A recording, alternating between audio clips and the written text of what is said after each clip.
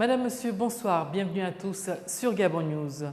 Ouvert depuis hier pour sa 3e édition, le Salon international du livre et des arts se poursuit. Pour cette édition, le choix a été porté sur l'écrivain nigérien chinois Achebe, l'auteur du Monde s'effondre. Les romanciers, les éditeurs et artistes prennent une part active à ce salon. Marcia Tsonga et Justin Bitegué ont rencontré un artiste peintre.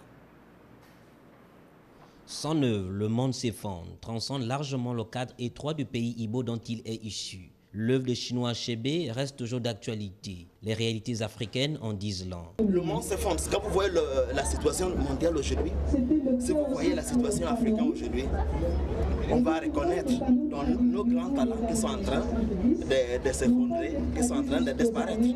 Au même raison dit que quand un sage africain, un vieux, s'en allait, c'est toute une bibliothèque, toute une mémoire qui s'en va. Mais quand on voit qu'il a révélé ces gens de titres depuis du temps et que l'Afrique est en train de vivre la même situation aujourd'hui, ça fait pitié.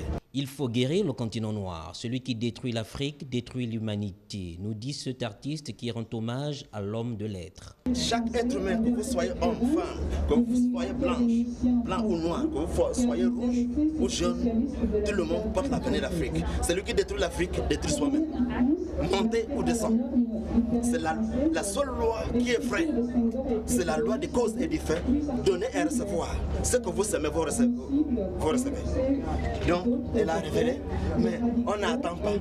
Et il s'est effondré dans la douleur. Dénonciateur de la corruption dans son pays, l'écrivain nigérian chinois Achebe s'est éteint à l'âge de 82 ans. Un des pères fondateurs de la littérature africaine, auteur du roman culte Le Monde s'effondre, paru en 1958. Même s'il s'est éteint à 82 ans, il continue de vivre à travers ses œuvres. À l'occasion toujours du Salon du Livre et des Arts de Libreville, les contes et légendes occupent une place de choix. De nombreux enfants y viennent pour vivre les histoires de la vie, de nos forêts et des traditions gabonaises. Kenyongouri. Les yeux réluisants, ces jeunes sont venus assister au Salon international du Livre et des Arts de Libreville. Si la lecture et autres artifices n'attirent pas leur regard, c'est parce que les contes et légendes qui leur sont relatés occupent une place importante dans ce salon et attirent toute leur attention. Bon, vous voulez déjà qu'on commence par quelle histoire? Une histoire qui fait peur, qui fait rire. Il vivait dans ce village avec son père et sa mère. Son père et sa mère étaient bien vieux, c'était des vieux. Il avait des parents vieux. Donc ses parents étaient vieux, ils étaient fatigués. C'est l'art de voyager à travers le temps, d'être au cœur de l'histoire de l'Afrique, du Gabon et de ces génies qui focalisent l'attention de l'assistance. Il voit un homme géant, un homme aussi grand comme un arbre. Il est tellement grand, il est comme un monstre géant et il tient comme ça une longue machette qui est aussi longue comme ça comme un homme.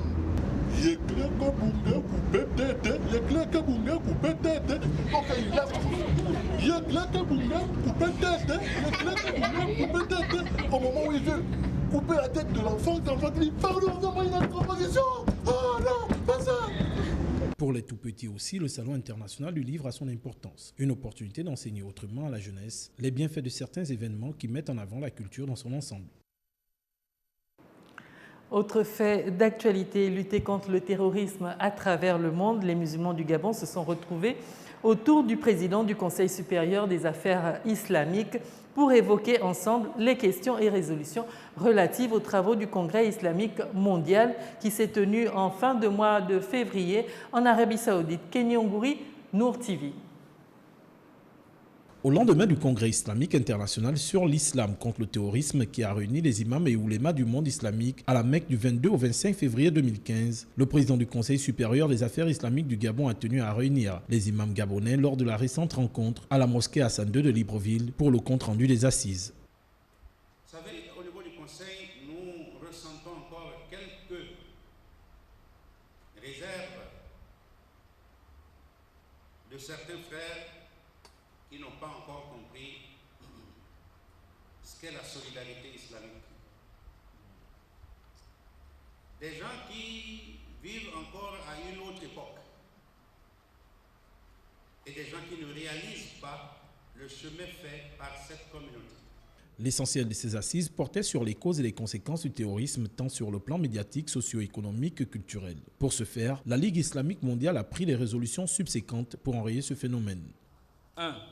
Œuvrer en vue d'appliquer la loi islamique charia dans tous les domaines de la vie.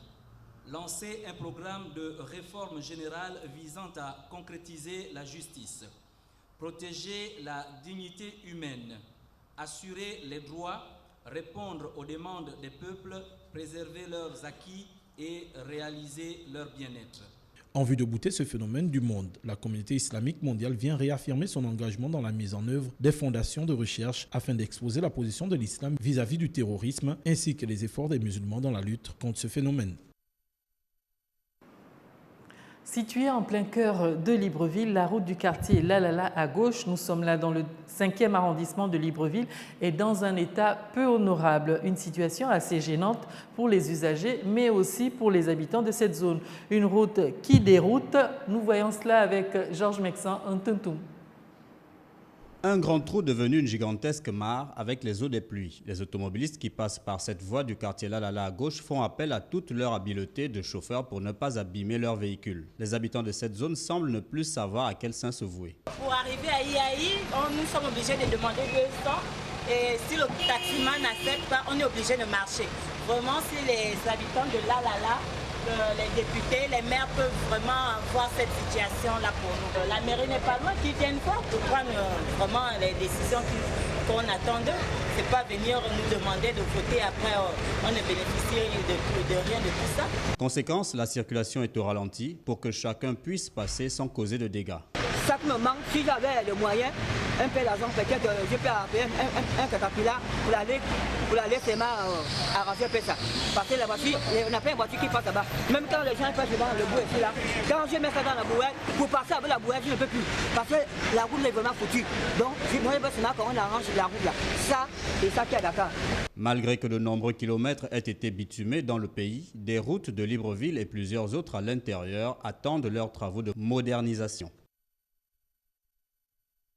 Voilà, nous vous avons présenté là l'essentiel de l'actualité. Merci à vous qui nous regardez de partout dans le monde. L'information est toujours en continu sur votre site www.gabonnews.com. Au revoir et à demain.